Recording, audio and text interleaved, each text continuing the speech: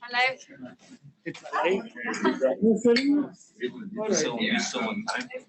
So, Dorothy, would you like me to wait until noon before I started inviting people in?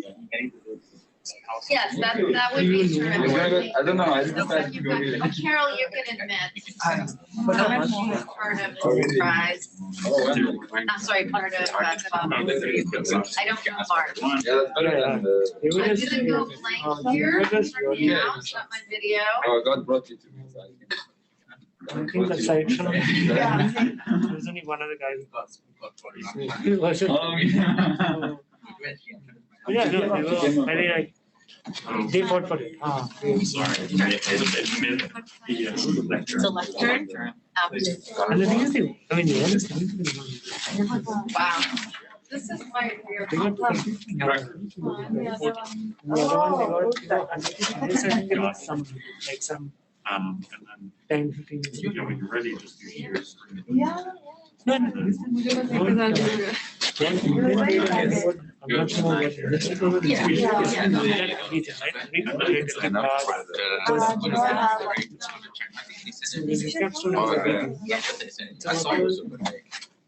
I didn't send it. I'll let you know it. Let me know. Yeah.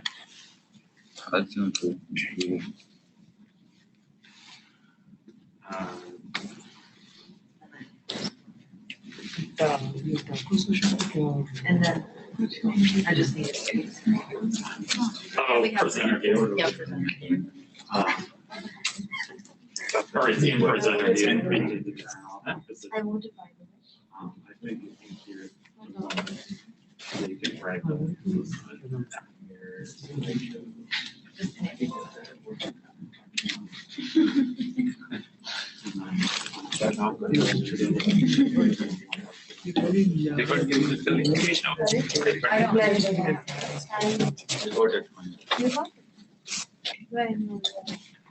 Still open.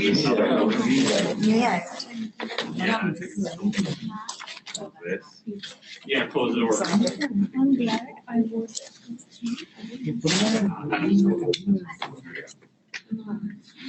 Yeah, because it's still open. It's very The cold. back. No, I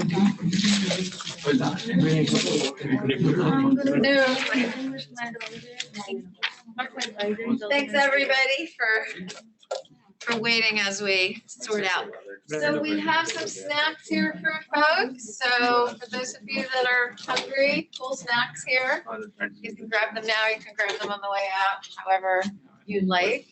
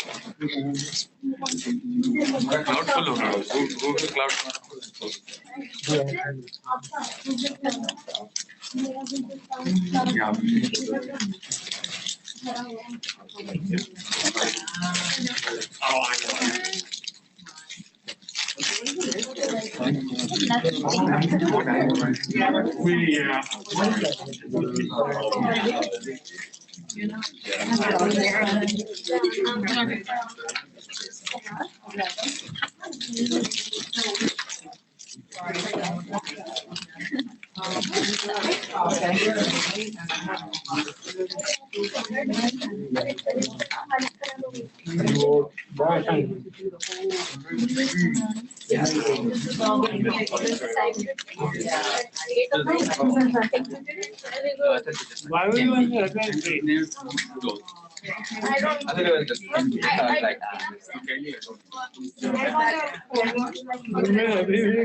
We're working. Let's say it's understanding what we are trying to understand who we are. If we can work together. You know anything about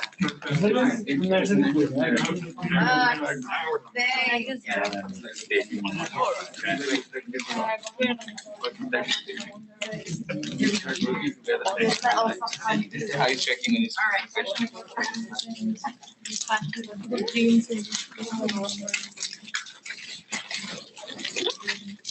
So welcome, everybody. Thank you for coming out this afternoon. I am Dorothy Overlock. I am the Director of Corporate Relations here at the Institute for Business in the Global Context. So great to see some familiar faces. Welcome to all the new faces here. You are here at the Fletcher Prize launch competition, and I am delighted that we have some excellent colleagues with us to help share with you about what we're doing with the Deep Prize launch. So, the Fletcher Deep Prize was started back in 2014.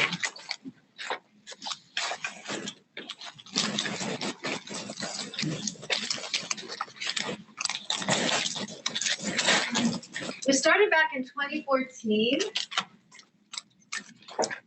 when we got to know Will Snyder and his colleagues. It's a group of venture philanthropists, venture capitalists that said, we have a prize. We want to inspire you, the next generation of Fletcherpreneurs. We want to inspire you to go out and build the skills, get the skills, take the amazing international experiences that you already have and put them to bear on proven poverty solutions. So it's not about going out there and finding the next shiny new object. You don't have to invent it. There are proven poverty solutions that already work. They're proven. And it's really about getting them to the people who need it the most. Hence, it's called the Deep Prize. So I want to introduce you to Will Snyder. Will Snyder is one of the judges. He's also an operations lead at the Deep Prize to talk to you about why these distribution challenges. Why are we asking you to take your summer to compete and put together a fantastic opportunity to be an entrepreneur on the ground in an emerging market? So, Will, I'm going to turn it over to you. I'm going to stop the screen share here, and please introduce yourself. Thank you, Dorothy. So as Dorothy mentioned, my name is Will Snyder. I'm a judge here at Deep Prize, and I'm the operations lead. I run competitions. As she also mentioned, we've been working on the Fletcher Deep Prize since back in 2014. We've had a bunch of amazing winners, and we're really excited to get kicked off again. The Fletcher Deep Prize, you know, as Dorothy mentioned, it's a challenge to aspiring entrepreneurs to design new social ventures that are out there connecting people living in poverty to essential, cost-effective products and services that we know have a proven impact. So there's a whole host of very simple products and services that have been validated. We know that they have a measurable impact on those living in poverty. They may be scaled in one market, but they're not scaled in another. And what we do here is we're challenging you to come up with a venture that can solve that problem for one particular product or service. Winners of the competition will get, Dorothy will go over this later in the presentation, but will win pilot funding to support the launch of a new venture. But before we get into the specifics of the competition, I want to talk about some of the philosophy behind the Fletcher Deep Prize. I'm just going to share my screen here, and for my very atrocious slide making skills. But you know, the D in the Fletcher Deep Prize stands for distribution, And we believe that distribution, it equals development. It is the key to lifting people out of poverty. And I'll bring up an example here. So if you think about like a simple bed net, a bed net that you tuck in that hangs above a bed that prevents mosquitoes from transmitting malaria. This is a super simple, cost-effective health intervention. It was invented back in 1983, but at its invention, it then saw 20 years where global malaria-related deaths surged to all-time highs.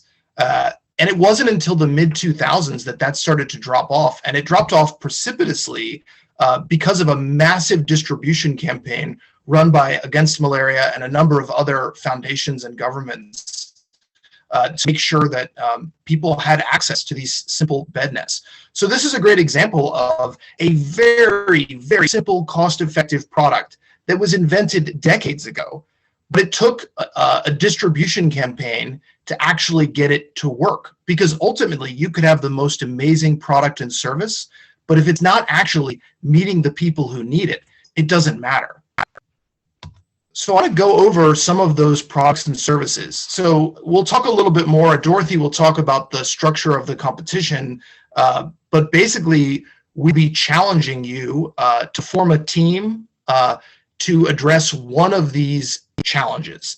Each challenge centers a particular product or service that we know has an impact on those living in poverty. So as I go through these, don't worry, this is going to be on the website. There'll be plenty of time to review these again, but I just want to give a basic overview of each of our challenges, and you can start to think, does this excite me? Does this excite someone I might want to build a venture with? And let's think about how do we get this product and service into the hands of people who need it. So our first sector is health access, and this is our largest in terms of the number of challenges. I know this is a messy slide with a lot of text, but again, this will all be on the website. I'll start with self-injectable contraceptives. So Pfizer has invented a very simple product called Cyanopress. It is a self-injectable contraceptive that's effective for 3 months. One of our challenges is about expanding access to that tool. Can you get users, people living at the last mile who maybe have inconsistent access to family planning services? Self-injectable contraceptives allow the user to have control over their family planning. The second one is oxygen concentrators, O2 concentrators. We all know amidst COVID the importance of medical oxygen and the constraints that were put upon it. O2 concentrators are very cheap machines that manufacture medical grade oxygen. So low resource hospitals don't have access to large piped oxygen plants. They often rely on very expensive canister refills. But in this case, these concentrators exist, and a lot of low resource hospitals, particularly in sub-Saharan Africa, have these concentrators, but they're broken. Our challenge is, can you assemble a team of biomedical engineers to go out and repair existing concentrators and train hospital staff on preventative maintenance? These next ones I'll go a little faster on because they've been a part of our competition for a while. So patient ID is a challenge about identifying patients for a particular issue. I'll take an example of like cataract surgeries. There are cheap cataract surgeries available. Can you actually go out and find patients in need of them and connect them to a free surgery? Misoprostol is a challenge around distributing this very inexpensive drug that can be applied at birth to prevent postpartum hemorrhage. The next one is VMMC. This is voluntary medical male circumcision. It is a program to increase access to voluntary medical male circumcision for adult males to decrease HIV transmission. And then PMTCT, prevention of mother-to-child transmission.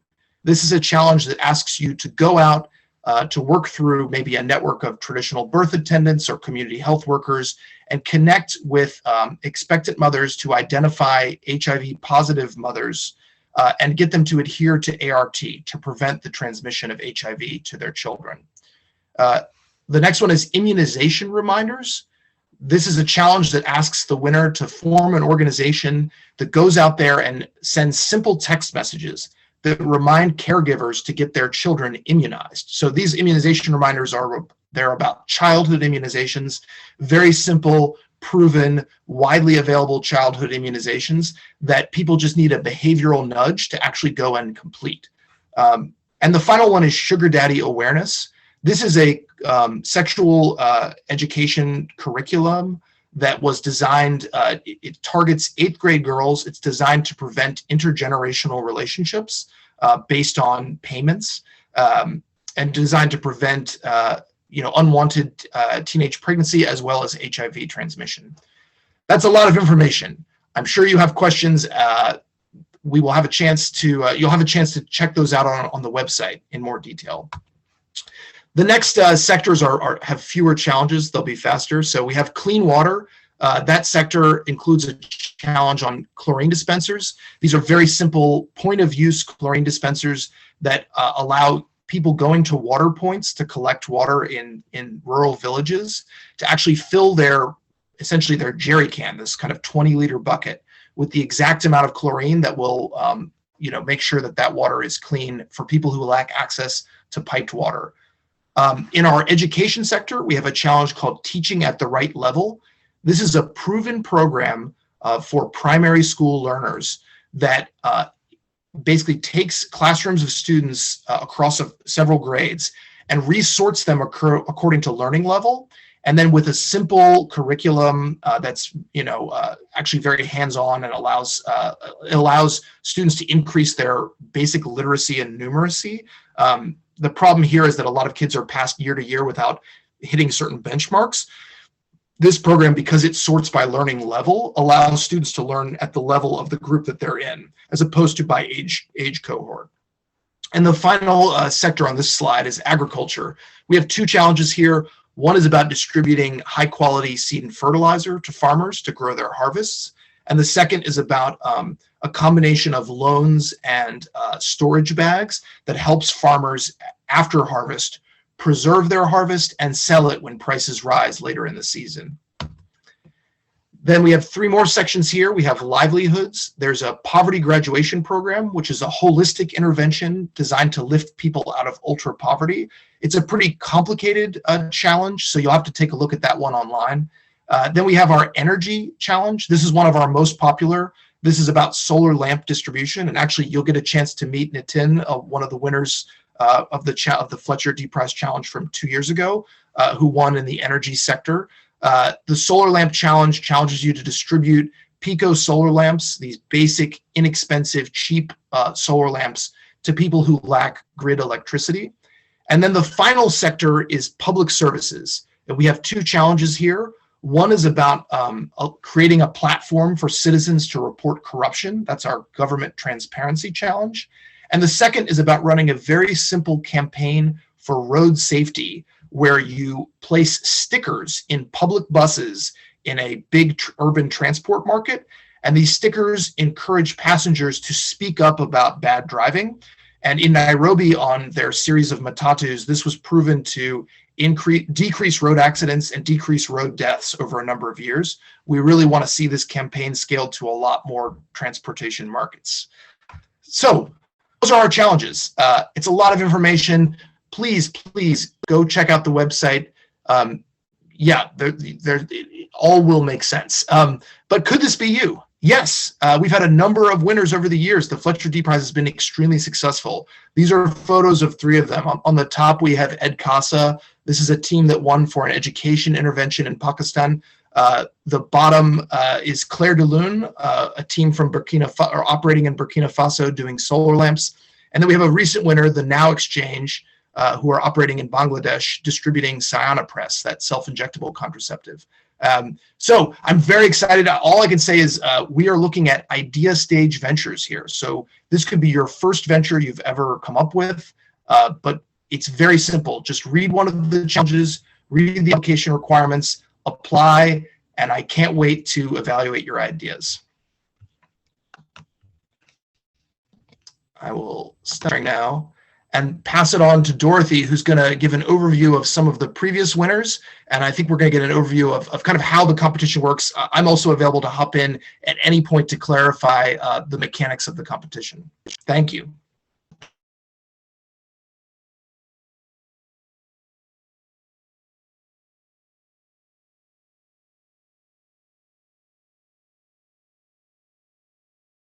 I've never done anything like this. Where do I even start, right? And I'd love for you to talk a little bit about grit and, just hustle and that curiosity, if you will. Because I think this is a big part of why you come to grad school, right? You came to grad school, obviously, to build up a skill set, but this is also a great time and an opportunity to test out your entrepreneurial skills, especially since it's a fail-safe environment in many, many ways. So can you talk a little bit about that, Will? Because I know it's come up before, and I think it's a great point. Yes, I'm sorry, I missed the first part of the question. I was somehow my volume off. But this is just about grit. Sorry, could you rephrase? Yeah, grit and hustle, and for those who've never done this before, who've never even thought about an entrepreneurial venture, what advice would you give them? I mean, so Fletcher D Prize is designed to fund the earliest stage possible. And I'll just give an example. So D Prize, the organization I work for, was co-founded by this individual, Andrew Yun, who founded 1 Acre Fund, which is a massive seed and fertilizer distribution organization, originally based in Kenya. He started that while he was in grad school. He was in business school. He had worked, I think, in management consulting and had a little bit of money saved up that he used to run a pilot serving 30 farmers in Western Kenya. And it's grown to this massive, massive organization that is serving over 1 million farmers today. I think it can be intimidating to get started, but when you're in school, you also have the chance, you have something like a summer break to run a pilot like this and see what happens. And here at Fletcher D Prize, we want you to take that risk. There are a lot of funders out there that look for very established ventures that are already operating, that have a proven track record. We're really looking for people at the very start of their entrepreneurial journey. And we know that failure is a possibility. So I think don't be inhibited by some idea that your venture design need be perfect at this point. It's really, I think when, I may be speaking out of turn here, but when Andrew started 1 Acre Fund, their first season, they were distributing pineapple seed. Now they distribute maize and fertilizer, maize seed and fertilizer, and have this incredible program of microcredit for farmers. But initially, it was a different intervention working with farmers. It's entirely possible that your 3-month pilot, it may close after that, but you will have learned something and helped a smaller number of people. But you could have a small failure in those 3 months that teaches you something, and then you make an adjustment as you begin to scale. So anyway, this is a long way of responding to the question, to just say, if you're on the fence, just give it a shot. In your entire career, if you are doing entrepreneurship, you're going to be rejected over and over and over again. So you might as well rip off the Band-Aid and get rejected right now. Thanks. That's the Band-Aids are coming off. I can see them already here. They're ripping them off.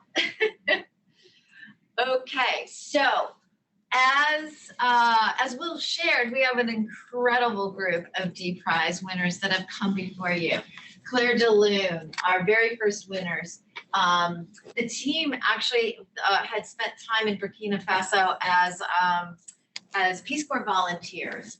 And so they took their idea, and what they did is we're going to bring solar lanterns to Burkina Faso. But what was really interesting is that they used the bus system as a vehicle, not only to distribute it into the rural areas, but then they married it up with a payment system so that the wealthier folks in the city would pay for the rural folks, their cousins and aunts and uncles and family members in the country, so that they could get these solar lanterns. So they combined it, sort of like the FedEx meets PayPal of Burkina Faso, around solar lanterns. That's a very Fletchery way of doing a pilot and a distribution.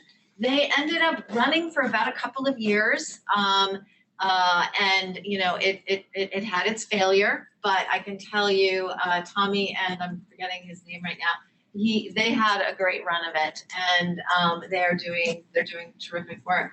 We have an alumni winner where they did a scholarship program in Ethiopia for young girls. We have Kumwe Logistics in Rwanda. This is also an alum team that ended up winning that prize. They are still an entity. They have actually grown and expanded. What they're doing is they're basically helping farmers to bring their produce to market in Rwanda. So they are truly the distribution last mile. In 2017, we had a winner who basically used WeChat as a funding platform for helping rural girls in China to get support and educational funding. And 2018, we heard about EdCasa. This was an interesting venture that has also continued and expanded. It was about helping them to bring rock star teachers in Pakistan to the rural students. So it was using technology, web technology, and getting these rock star teachers to be beamed into classrooms throughout Pakistan, because there's a whole huge issue of secondary education there. And then 2019, the Now Exchange, Farah Momin, she won the D prize. She also won the social impact track of the Tufts 100K competition. You're going to hear from Elaine Chen about that momentarily.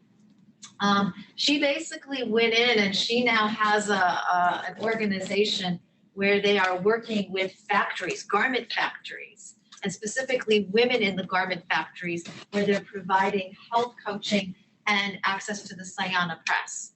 So this is an extraordinary partnership between the garment factory owners and the garment factory workers and women. And we have our winners, 2020 Resonance Labs in India, and you're going to hear from Nitin momentarily about his venture there. We took a pause in 2020. Obviously, there was not a lot of travel to be had, so we are super excited to be offering this now. So you have some amazing resources. You're going to hear from Elaine what she's got for you at Tufts. But we've got Marilyn Davison. She is one of our entrepreneurs in residence. Marilyn, can you give us a hello and a little bit of a short welcome here? We'd love to hear from you. Sure, thanks. First of all, I want to say I love working with Fletcher School. I'm a double jumbo, which means 2 Tufts degrees in case you're new to the Tufts lingo. And I think, Dorothy, this is my 5th year. And I do work mainly currently at MIT. I'm a sandbox mentor, so we mentor many teams. And I'm also working with the MIT Moroccan partnership. I'm involved in a scale-up program in Egypt, and I've been working on a program in Jordan as well. Unfortunately, virtually for the last year. Not I was in person in Beirut, but not in Egypt, not yet, or Morocco. But I really urge anyone interested in entrepreneurship to take advantage of all the resources you've got. You've got lots of resources at Tufts, through Elaine's group, certainly through Fletcher, but get off the hill. Come into Cambridge. MIT is very, very open. You can take classes. You can't get credit for it, but you can ask to audit a course. There are many events, and they're open to anyone in the area. You would be surprised how open they are. And the MIT website for all things entrepreneurial is just Orbit, orbit.mit.edu. And tomorrow we have our pitch to match competition. So if you're interested in joining a team, you could just go and listen. Or if you have an idea and you're looking for a team and you haven't found anyone at Tufts yet, check that out. But just be part of the entrepreneurial ecosystem around Boston and Cambridge, because there is so much going on and you're in a great position to take advantage of it. And I look forward to talking with you. Marilyn is a tremendous resource. She has worked with all of our G Prize teams. She's been just an extraordinary colleague and mentor and coach to both myself and to Elaine.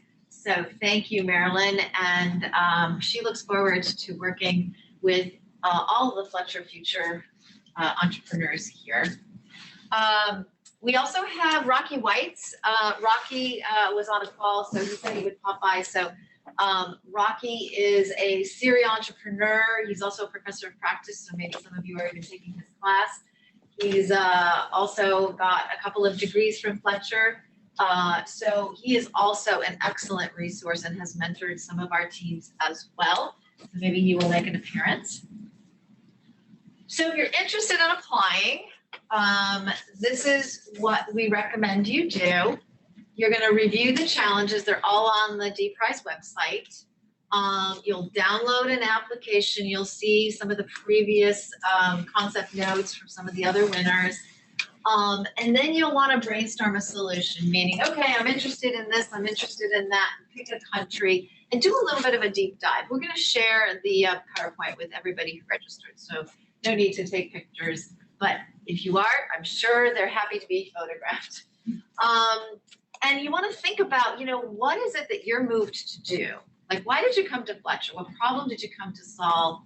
What really, moves you to try out? And what do you want to learn? Maybe you want to go back to a particular country that you have a lot of contacts in. Maybe you want to, take some of these ideas and really flesh them out. And you're going to then share these ideas and invite other people. We're going to give you some mechanisms to do that, especially in-country experience. That's going to be something. When the DPRIZE judges evaluate you, they will be looking for that in-country experience. And you can bring people into that. And then you're going to draft your 2 to 3 page concept note. And obviously the mentors are here to help you. Elaine and the Entrepreneurship Center at Tufts is here to help you. So that is how that will work. So the timelines. By November 16th, you'll submit a concept note. 2 pages. It's so easy. These 2 pages, this is not a term paper, okay? This is 2 pages. Here's our concept. Here's who's going to work on it. And it's really about, what you're excited about doing. By Friday, December 10th, you'll be invited to hopefully the next round, and then you'll get to spend the winter break fleshing out your idea, which includes a budget. And then the final round interviews will be in the month of February. And then by March 4th, the winners are announced. So if you want this to be a summer internship or your post-Fletcher, post-Tufts, graduate experience, you will know by March 4th.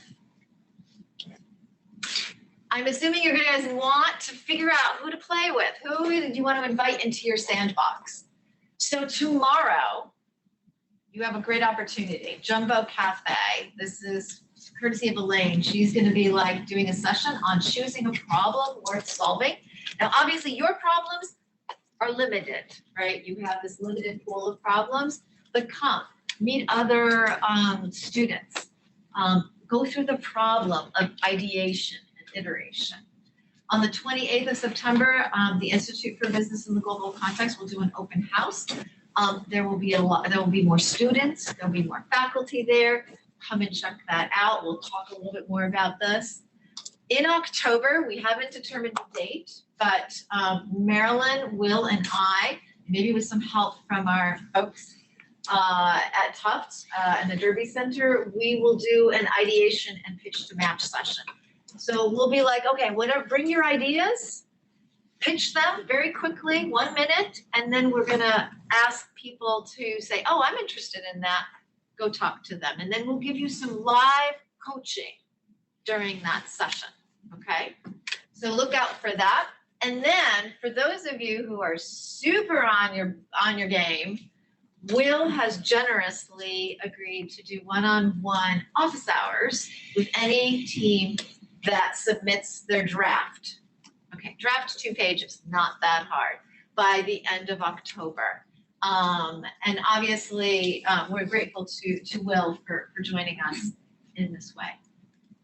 Okay, so I want to now turn this over and invite you to hear from Nitin.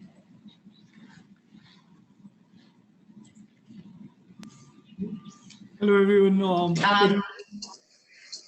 Can you hear me right? Can you hear me?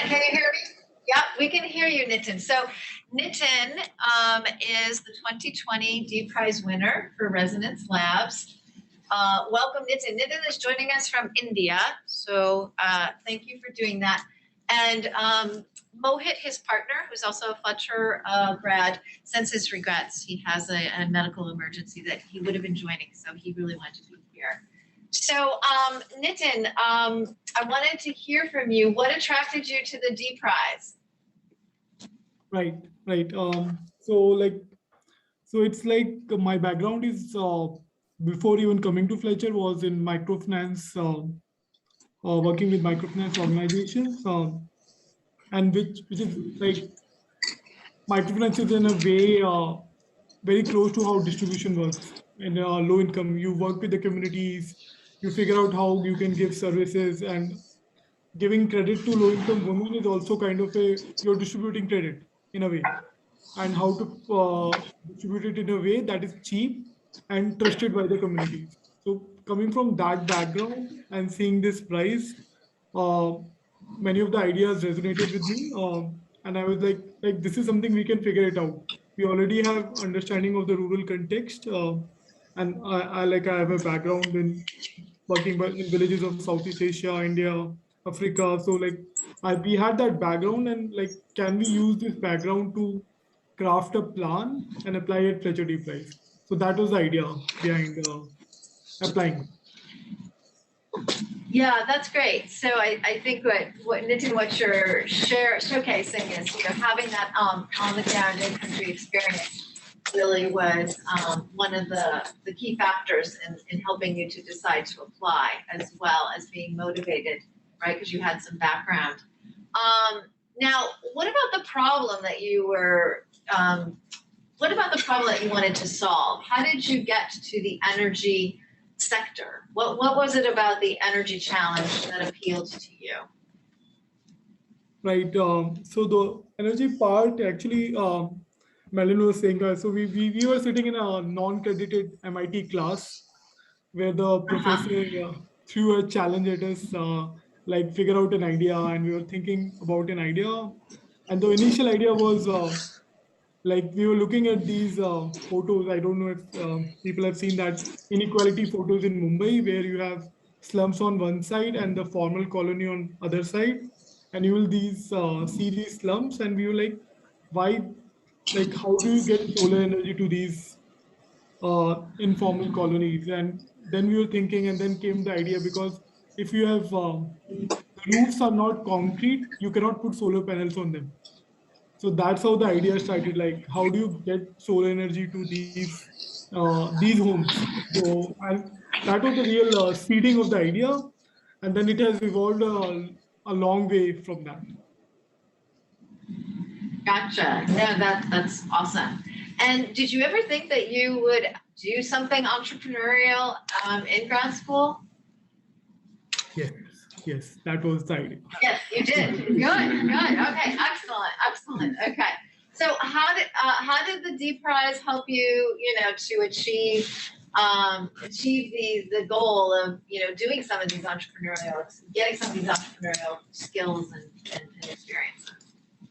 Right. So one of the things which D Prize does is sort of gives you an roadmap, and also an agenda to think about. Because when everyone will going to craft a concept note, you will actually going to think, and then your whole assumptions will going to change. And Will didn't do the office hours with us, so so these office hours we were running around, and we had conversations with Madeline, we had conversations with Rocky. So this whole exercise of testing your ideas with the people who have been there, who have done that, it sort of brings rigor to your thinking. Like when you're like just thinking, you think anything which you should do, like think of anything, all the ideas. But when you're talking and to people, like I call it the Fletcher brain trust, like the professors, the faculty, the Fletcher Deep Prize community, and the alums. So they will challenge your ideas, and this whole exercise will make you like sort of vigorous in your thinking. Okay, so now post after graduating from Fletcher, when we talk to, like right now we're in a partnership searching phase. When we talk to partners, nobody says to us, okay, like we don't know if you don't like, because we have been already been so tested during these earlier conversations. We have a certain idea of what will work, and our hypothesis at least is pretty sharp. Yeah, so that has been the Fletcher experience for us, for talking and testing our ideas and being part of these competitions. Yeah, no, that's excellent. We're really happy to be your brain trust, and I'm sure some of the other students are also part of the brain trust. So tell us what's been happening right now. I know that your pilot has been on hold because of COVID and because of the surge in India and then the challenges. Let us know what's happening right now and where are you in your pilot process. Right. So actually, what our plan was, so we always focused on distributing solar products. So like to give you a background, so we initially thought, okay, let's innovate a lot, and we got a company which is very solar energy, and we thought we can import these products from China. So, it's very hard to import products from China to India. It's not easy. So that plan changed. Then we started looking for partners, vendors within India, and so we always had been like solar market is already like it has been tried and tested a lot in India. If we can bring a little bit of change, or like pilot to test something at least, not just will say keep saying like we are actually distributing, but at least it should test something else also. So that we were always clear in our mind that we'll not just do the solar lamps, but we'll also test something. So while searching for those partners, we came across this NGO, and I think you should all check this out. This is called Energy Swaraj. This is an NGO based out of India, which trains people to maintain their solar product also. Like it's the literal meaning is energy independence. And what it tries to do is, if you're distributing solar products, who will going to maintain it? Like that's the challenge which comes up if you talk to anybody. Like while distribution also, like you don't just distribute these products, you have to figure out the maintenance also, right? Like if you're distributing solar panels, or if you're distributing for example TVs or anything like. So this NGO, what it does is it trains people apart from distributing. So training is a core part of it, how to maintain these products. So right now we have been in conversation with them before COVID and recently again, and we hope to pilot with them. So like, and the pilot will involve both the things, distributing solar products and the training part. So that will be a core agenda, which we'll be testing. Can you train people to maintain their own solar products? So this is really interesting, Nitin, from the time that, you started on this idea, how many iterations it's gone through. And I think that's the key. Don't get wedded to what your idea might be to begin with, because it's going to change. And Marilyn, you and I have stories about even just how, projects started out, in one domain and really totally iterated. So don't get too tightly held. As you can see from the Resonance Lab and Nitin's experience, that it will change, and that's the entrepreneurial journey. Change is your friend, and it is just part of the course. Nitin, any final words to the students? Any best practices? Anything else that you'd like to share before we turn it over to Elaine to inspire them a little bit more? Because I know you won the ideas competition last fall, and I know she'll mention that. I do have a checklist. We lost you. Can you hear me now? Oh, we got you back. Yeah. Do you want me to share a checklist? I have like a small checklist. Yes, please, go ahead. Share your checklist. Uh,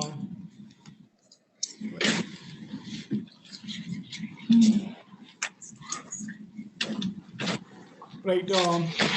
So this is for all people who are preparing the concept notes and doing the application, and this is from our own experience. Like because one of the things which is the top of mind, I contextualize your B plan, and contextualize means figure out who is the customer. So initially, when we prepared our slides, we forgot to put the customer at the center, which was the feedback we received. So like start with the customer, like before even channel, geography, who is that customer who is going to buy the product in the end? Uh, so second is very obvious, like it should be a story because stories really makes an impact when you are presenting to someone. Third part of the checklist is assume the data. Like have some data because you will be asked questions on like if you say this, what does it mean? So have some data, have some assumptions around data so that you can actually be rigorous in your application. Fourth point is do quick field research. And this is one of my key point is like, so I'll tell you a story. So we were preparing and we were initially thinking we will distribute it to the urban informal economy in India. And then we went during the summer vacations to cities and we talked to the urban informal settlements and do you have electricity or do you, so they all have electricity 24 hours. Like just because they are in the urban informal settlement doesn't mean they don't have electricity. So like that totally changed our initial plan. And this only comes if you have, like go and at least talk to. And if you're in Fletcher, maybe you can call somebody who can just go and meet and have some experience with that geography where you're going to base your entrepreneur venture. And finally, which I've already spoken about, is the use Fletcher Tuft's brain trust. Like that would be super helpful. Like go out with your concept note, share it with faculty, share it with people in around Fletcher Tufts. So that will like sharpen your uh, B plan. So these are the 5 items. Those are fantastic. Thank you so much, Nitin. We're actually going to take those checklists and put them up on the DPrize website because I think they're excellent. All right, so we're going to wrap this up and we're going to stop talking at you hopefully in the next 5 minutes or so. So I'm going to invite Elaine Shen, who is the director of the Derby Entrepreneurship Center and also the Cummings Professor of Practice up here to share a little bit about their incredible, what they do for all of us and the university in entrepreneurship. Over to you. Thank you, Dorothy. Hi, thank you for the kind introduction. My name is Elaine and I run the Derby Entrepreneurship Center alongside Carol Denning, the head of program administration. Carol, can you take a couple minutes and introduce yourself? Sure. Hi, I'm Carol Denning. I'm the program administrator for the Derby Entrepreneurship Center. I have been at the center for almost 6 years now. And Elaine asked me to say a few words about the ideas competition. And first, I'd like to say that every year I'm so inspired by the Fletcherpreneurs and their focus on creating a positive impact through entrepreneurship.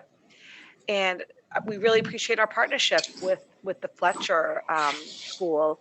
Many of the DPrize winners have also gone on to win both the ideas competition and our 100K New Ventures competition. So I encourage you to consider applying for some of the competitions available through the Derby Entrepreneurship Center as well. The ideas competition theme this year is Innovating for Impact, which ties in so well with social entrepreneurship and some of the goals of the DPrize. So there's definitely some crossover interest there. Applications are being accepted October 1st to the 22nd. We have a couple information sessions coming up on September 27th and 28th. We encourage you to join and learn a little bit more about ideas competition and what's involved with the application process. And Elaine will talk a little bit more about both in her upcoming words. So thank you and happy to be here. Thank you, Carol, because I thought it was very topical, given that we have, Nitin and Mohit, and you guys also took advantage of some of our workshops, and I definitely have seen them in a lot of the things that we do. So before we begin, are we good with slides? Okay. So I just want to do a quick poll. How many are in EIB 212? Is that the number? You're talking about what? The venture course, at Fletcher. Oh, RB Days course. Okay, so a couple of people are in that course. You're in for a great treat. It's a fantastic course. How many people have worked in or started a new venture, whether for profit or nonprofit? Cool. How many have never done any of this stuff? All right, so we are here for all of you, all of it. So Press the button in the middle to go forward. okay, all right. So that's okay. All right, thank you so much. Yep. This is amazing. So Gabriel is amazing. So Derby Entrepreneurship Center, who are we, where are we, and why are we here? So a lot of people, when they hear the word entrepreneurship, they're thinking, oh, Facebook, oh, who's an entrepreneur? It's Elon Musk. No, that's not what this is about. So we believe entrepreneurship is for everyone. We believe entrepreneurs are found everywhere, in small companies, in big companies, in nonprofits, and government. And we are here to help you think like an entrepreneur, so you can apply these, apply an entrepreneurial mindset and skill set wherever you go. So, all right. So what we do is, the way we do it is we have an undergraduate academic program that is largely irrelevant to you because you've got this excellent course you can take.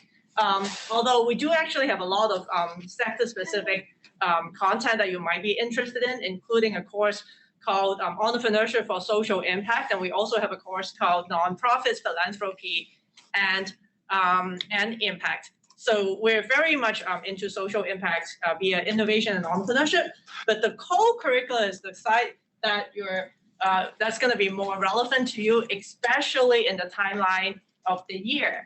And here did anybody come to our taco social? Okay, were the tacos excellent? No. No, they're not excellent. Well, but at least they had calories in there. Yeah, and they're free. All right, so we do things like taco socials. We give out cookies, and but that's kind of not really the point, right? So that community that we really are here to help people learn how to do innovation and entrepreneurship outside the classroom with these offerings. So the way I think about what we do is a connected suite of 6 kinds of things. We do one-to-one coaching. Anybody can take a meeting with myself, our entrepreneur in residence at Dinkula, Matthew, who is an award-winning medical devices entrepreneur.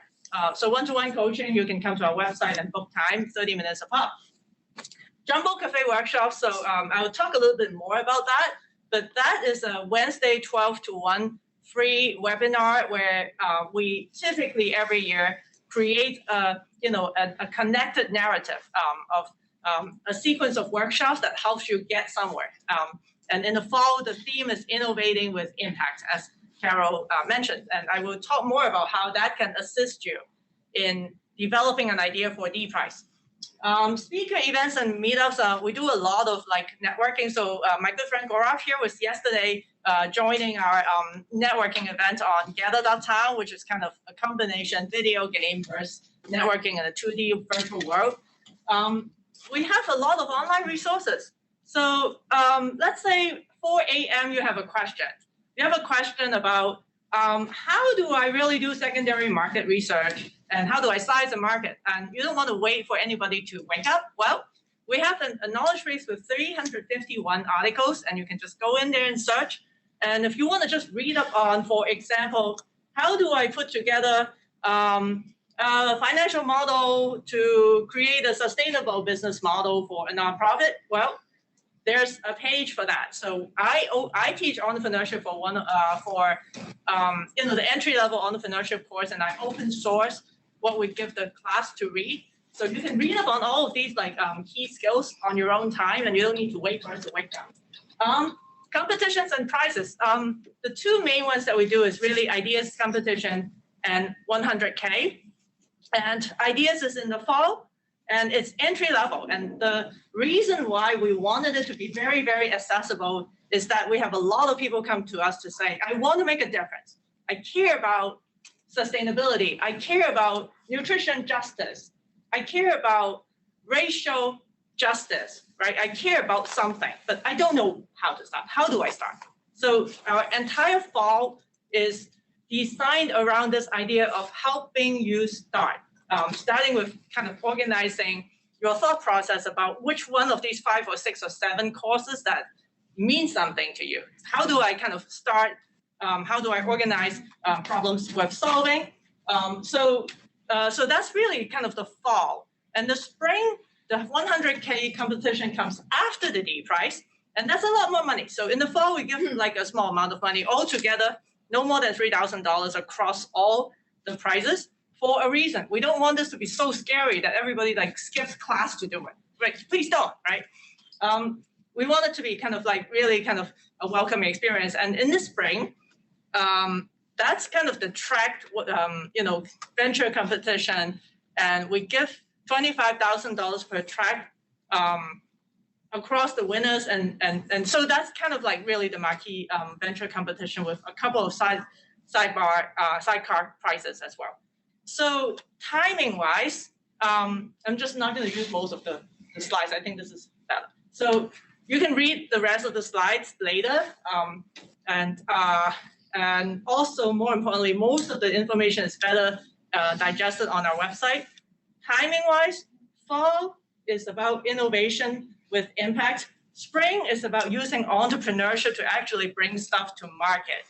And therefore, you could do the stuff we do in the fall with innovation, apply to the D prize, and then transition into 100K. And then in the summer, we have a summer accelerator. So that is basically we have a full-time version and a self-guided version where if you have an idea you're working on, you can go into the summer accelerator, and there is structure and accountability and coaching and mentorship that helps you advance your venture in an 11-week kind of structure. So you can read up on all of that on our website. And then Elaine, can you talk about, we have a Fletcher student that I'm at least one student that I'm aware of, Adolfo, who participated in the summer venture. Oh, he was actually one of the organizers. Yes, right. So, okay, so there are a couple of like fun facts. Fun fact A, you saw Farah moment earlier in Dorothy's deck. Farah is actually one of our expert mentors. So these are the people you can book 30-minute meetings with. So my background is robotics, and then Adikula's background is medical devices, and before that he's done a consumer venture. So he knows everything about FDA 510K regulatory. Karen has a user experience background, and she's actually doing one of the jumbo cafes coming up. And then Melissa has an educational technology background, and she sold her edtech company to Lego. So Farah is in the pool of expert mentors, which is the second tier. So you want to talk about anything, go to Marilyn, Rocky first, right? And then we have extra capacity. We're open across campus, and we also serve alumni, so we have significant capacity. So you should feel free to use all of the above resources, just come. And then we also have people like Farah who has a little bit less time, but then if you have a particular area that the mentor actually knows more about, like for example, she knows about federal technology because she was with FedTech for a while, then you can kind of like ask to be introduced to Farah, and then she will work with you on the venture. So the other thing is like the, I'm just going to fast forward to the, so Venture Accelerator, this is a 11-week long program, right? And then the way it works is we have a theme each month. Month 1 is market and customer. Month 2 is product and business model. And then month 3 is company building. And Adolfo, who is actually like a returning second-year Fletcher student, was one of the program coordinators. Actually, he was able to participate in the first half, and then he had to go back to his home country to do other stuff. So, so he himself was actually building a. Whoops, how do I go back? Okay, so.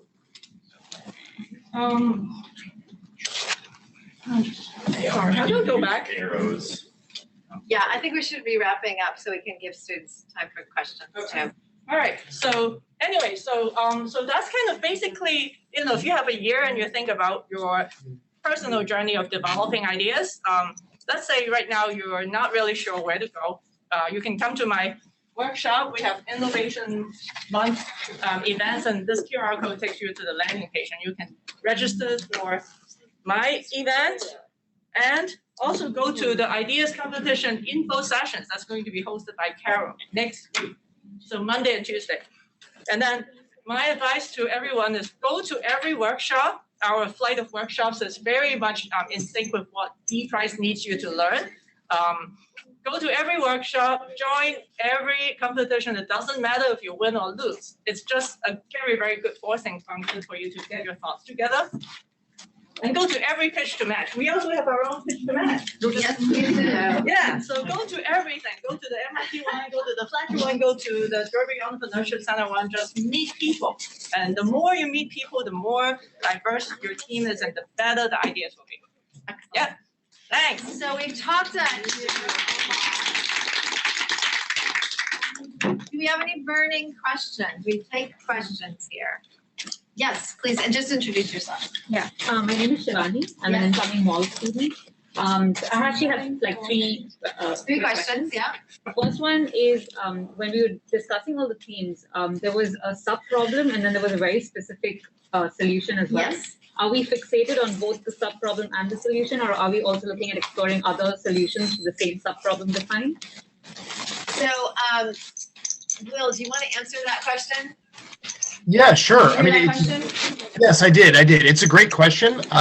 So we have those challenges there that have the very specific solutions, and you could choose to apply to those. If you were looking at the same problem but have a different solution, we actually have a custom challenge. So you can apply with a solution that you propose. The only requirement is that you then provide evidence of its impact. And this evidence could come in the form of an existing randomized controlled trial that supports the impact, or some other organization that is scaled in another market that's distributing it and has done measurement and evaluation on that intervention. Yeah. Great, thank you. Great. The second one was what level of validation would be required for us to make sure that the distribution would actually work in that market? Like, would you expect us to be present, let's say, in that country and actually travel there during, let's say, the summer or our breaks to actually see if that's happening? Like, I know Nitin mentioned that, but let's say if you're not planning to go there, can you do it via like secondary resources, or do you have to do that? Will, I'm going to turn it over to you. In almost every case, we will favor a team that has a plan to be there for in-person distribution, just because we think that is the best way to get it in the hands of people who need it. I think if you are, though I don't want to discourage anyone who's got a very sophisticated idea for how to monitor some kind of remote distribution, I would say if you're torn or you're sort of at the very idea stage, I would focus on being present for that in-person distribution. And sorry, I don't want to hijack this. Last question. You mentioned in the beginning, it was mentioned that these have to be proven solutions which may have worked in one region, and taking it to another region. Could it be like proven in the same country? Is there a specific parameter to that? Like, let's say something's worked in the US and you're taking it to India, something may have worked in India and you're just taking it from one state to the other. Like, are there any boundaries to that definition? I think we're pretty fluid, Will, on that, right? Yeah, no boundaries. And even if there's an existing distributor in a particular, like, let's say, state of India that would be a competitor to you, that's okay. We just want to see, like, your pitch for how you think your model would actually get it into the hands of more people over time. So, the intervention is what's proven, but the distribution model you use is where you get to experiment and play around. And I'd be very excited to see you trying to enter a market where there's another existing player, so long as if they've completely covered that market then it doesn't make sense. But I would love to see an argument for why your model is so strong it's going to actually take over that market. Great. Some other questions? Well, yes, Gaurav. For example, this competition that you just mentioned, the deadline is October and then announced for March. Let's say one team is going into this competition and they are not, are they allowed for the next year? Oh, yes, absolutely. Absolutely, yes. If for some reason you didn't make it into you absolutely can reapply.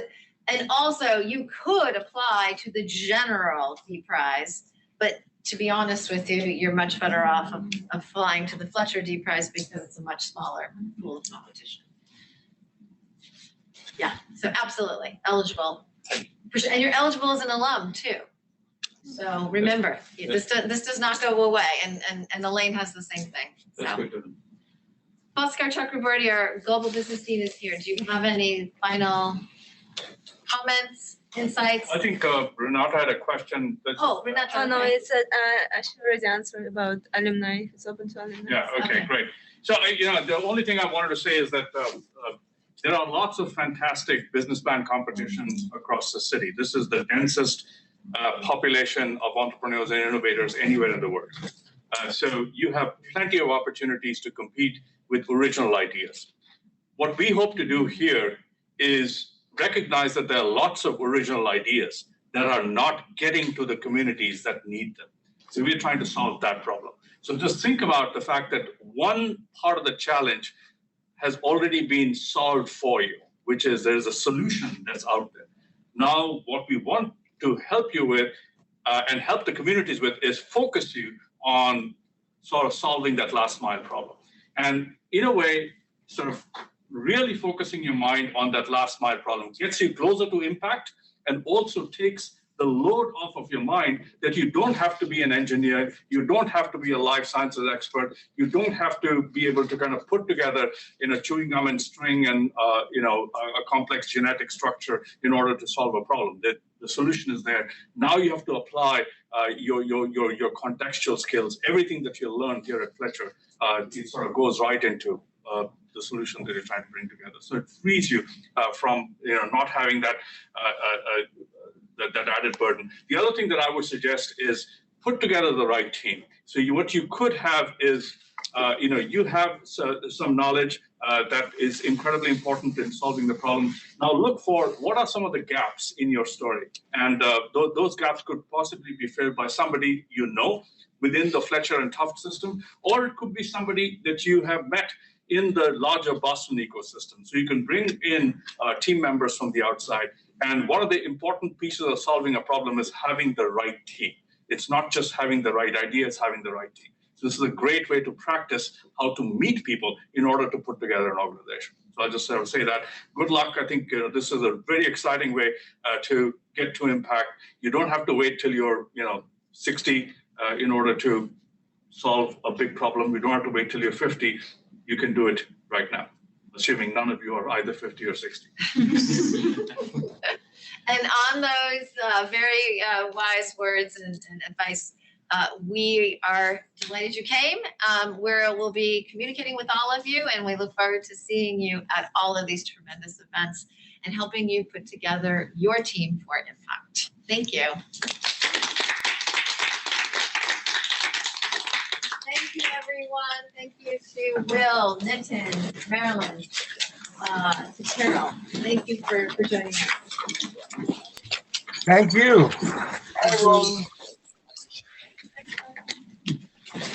Thank you. I kind of waved. Hi. Let me just. Yeah.